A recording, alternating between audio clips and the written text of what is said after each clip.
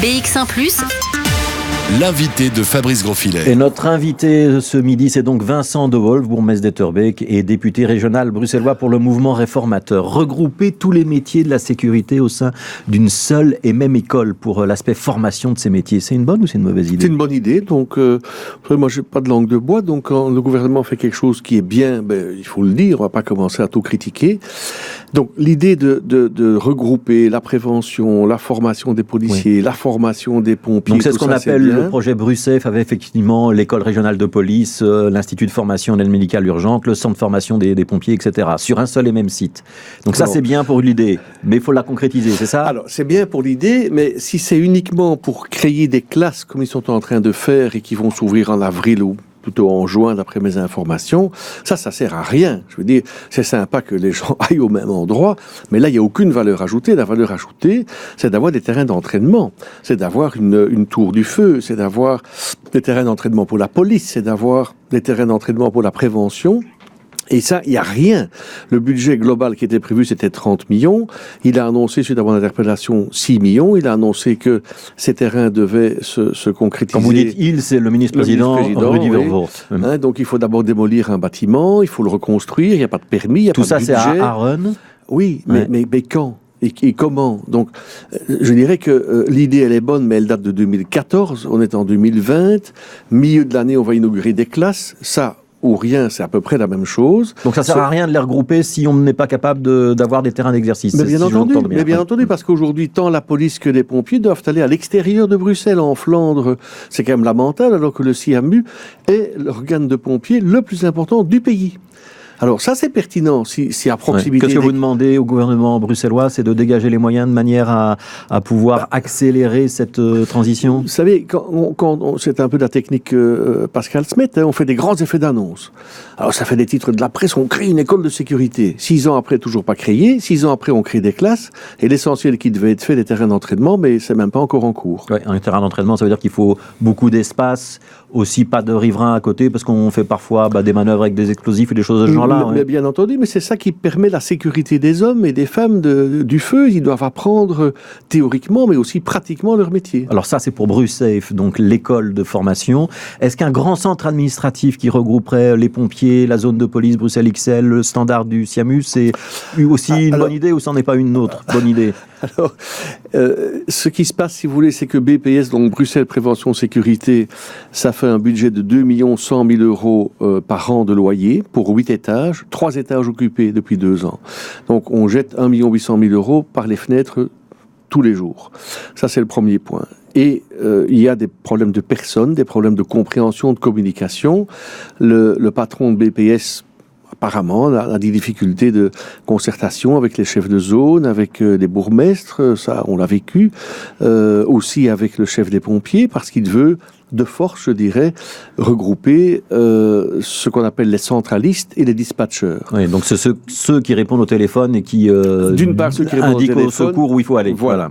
Et là, aujourd'hui, les pompiers, qui sont quand même des gens pratico-pratiques et qui sont dans l'urgence et qui sauvent des vies avec un métier difficile, j'ai tendance à croire que ces gens sont compétents et que leur but n'est pas simplement de rester sur une chaise ou sous une autre. Le patron des pompiers a dit clairement qu'il s'opposait à ce qu'on sépare ceux qui répondent au téléphone et ceux qui envoient les équipes sur le terrain. Donc il faut les laisser dans le même local. Je crois qu'il faut écouter ces gens. Est-ce que vous n'êtes pas juste le bourgmestre Vincent De Wolf qui s'oppose à toutes les initiatives de la région quand elle essaye de pas fusionner les zones de police ? Ça, on sait que tout le monde est contre à Bruxelles, mais en tout cas d'avoir plus de coordination entre les différents services de secours. Mais pas du tout. Je suis le bourgmestre qui a de l'expérience, qui a réussi, je crois, réellement beaucoup de choses dans sa gestion et qui a la confiance des hommes de terrain. Parce que j'ai de la continuité et que quand ça brûle la nuit, je suis sur place et que je parle aux gens. Et donc, à partir du moment où ceux qui sont sur le terrain vous disent ça, aujourd'hui, même Pascal Smet, qui est le nouveau responsable des pompiers, dit on va voir s'il faut maintenir la décision du gouvernement précédent et on va se concerter avec les pompiers. Ça, c'est bien. S'ils font ça, moi, je ne demande pas mieux qu'ils trouvent un accord. Ce qui m'intéresse, c'est pas le problème de regrouper ou non. Ce qui m'intéresse, c'est que demain, la sécurité des gens soit aussi bien assurée qu'aujourd'hui et si possible mieux. Ouais. Les caméras intelligentes, vous y croyez en matière de sécurité ? J'y crois énormément, puisqu'on les a placés à l'essai pendant 3 mois sur Etterbeek, et que, le premier axe à cet égard-là, c'est la propreté, c'est les dépôts encombrants. Ouais. Donc j'explique, pour ceux qui ne sont pas au courant, il y a une phase pilote avec 4 caméras, si je ne me trompe pas, depuis le début du mois de janvier. Pour 3 mois. L'idée, c'est de repérer notamment ceux qui font des dépôts clandestins, ceux qui jettent leurs mégots, et on va pouvoir identifier par la caméra les numéros de plaques de voiture, c'est ça? Oui, mais ce qui est intéressant, c'est que si vous mettez des opérateurs derrière une caméra pendant 8 heures, après 2 heures, ils ne voient plus rien parce qu'ils sont abrutis, c'est normal. Ici, il y a un système complexe algorithmique qui fait que la caméra ne filme que lorsqu'il y a le dépôt d'un objet, une séparation entre un objet et une personne, par exemple. Et là, c'est automatique et ça marche jour et nuit. Et on reçoit une capsule vidéo qui est envoyée sur les ordinateurs de la commune. On en a déjà une centaine. C'est un petit peu Big Brother, ça, non, Vincent de Wolf? Ah, écoutez, moi j'ai lu 1984, je suis très respectueux de la vie privée, donc on m'a posé la question, est-ce que c'est pas contraire à la vie privée? Je dis très nettement non. Pourquoi? Parce que d'abord, ça se passe sur l'espace public. Qu'en plus, les endroits où on filme, c'est des endroits où on a placé des bâches, près par exemple des bulles à verre, où il est mis « Souriez, vous êtes filmé ». À côté de ça, il y a un panneau qui dit combien ça coûte si on ne dépose pas dans les bulles. Donc on est prévenu qu'on peut potentiellement être filmé. On est méga prévenu. Et donc, si on le fait quand même, c'est comme quand on est flashé sur l'autoroute. On sait qu'on dépasse la vitesse, ce risque existe et ça me paraît normal. Ouais, on dit que vos caméras, elles ont déjà repéré entre 5 et 10 infractions par jour. Oui, on est maintenant à une centaine de capsules infractionnelles sur un petit mois. Ouais. Aujourd'hui, c'est donc les plaques minéralogiques des voitures qui sont repérées. Demain, ce sera les visages? Non, ça je pense que pour moi, c'est aller un pas trop loin. Parce que là, on en arrive effectivement à la vie privée. Mais je dis aussi que c'est pas comme en Chine où lorsqu'on a repéré quelqu'un, on voit la personne au carrefour sur des panneaux 20 mètres carrés.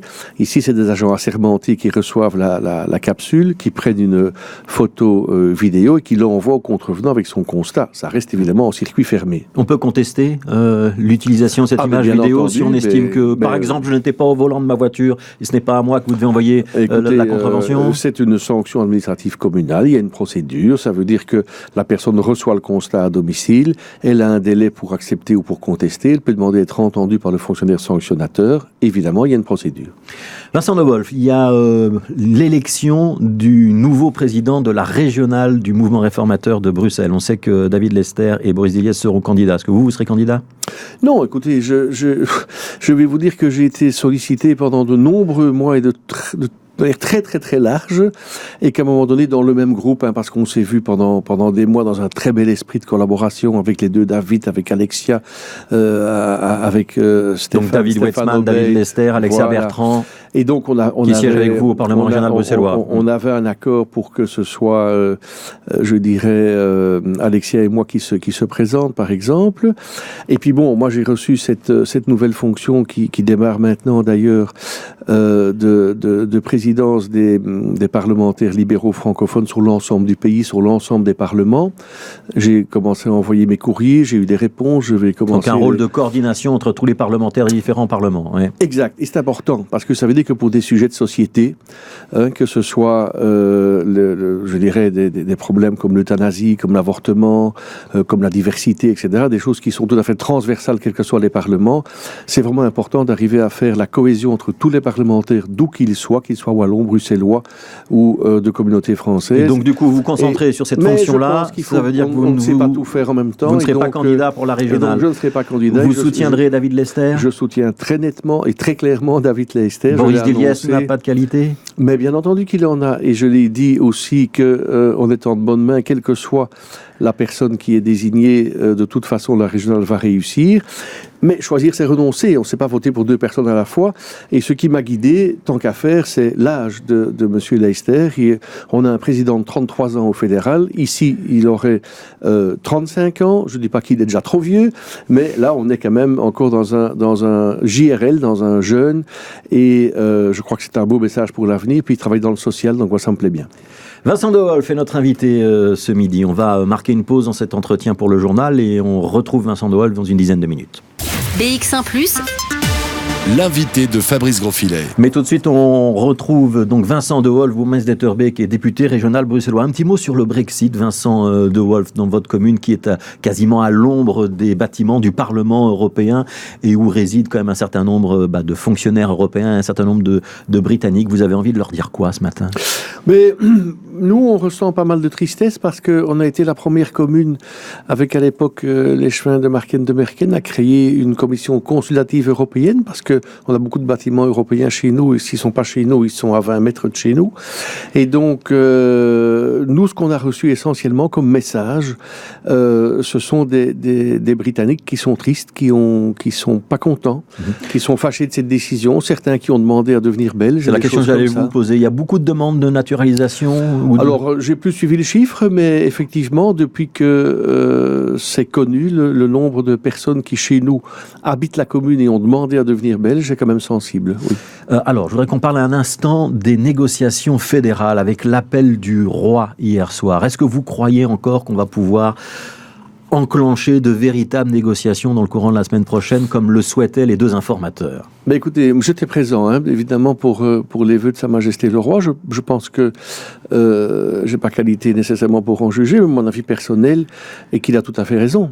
On sait très bien, comme le dit Georges-Louis Boucher, que personne n'aura la coalition de ses rêves. Je veux dire, le résultat entre le Nord et le Sud est quand même extrêmement différent, mais il faut un gouvernement.